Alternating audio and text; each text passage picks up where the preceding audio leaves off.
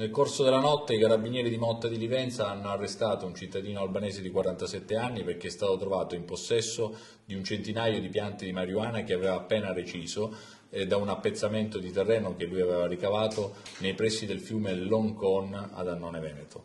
Era un'attività di coltivazione che lui portava avanti da tempo e che i nostri carabinieri della stazione sono riusciti a stroncare grazie a un'attenta attività di controllo del territorio.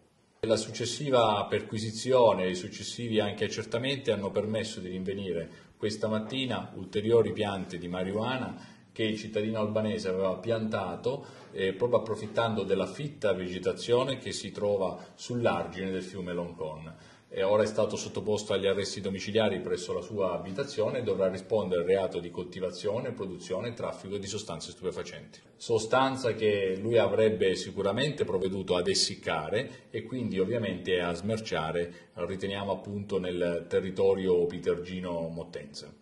Lui ha una stabile attività lavorativa perché svolge la professione di operaio e si è giustificato subito ai nostri carabinieri dicendo che avrebbe arrotondato. Le pene previste dall'ordinamento sono molto alte, sono appunto molto severe perché vanno da un minimo di 5 a un massimo di 20 anni. Diverse migliaia di euro se questo tipo di droga leggera fosse stata immessa nel mercato. Era destinato ad un numero, ora vedremo anche di stabilire, di capire anche bene il circuito relazionale, ma sicuramente le droghe leggere trovano un mercato favorevole tra i giovani e tra gli studenti.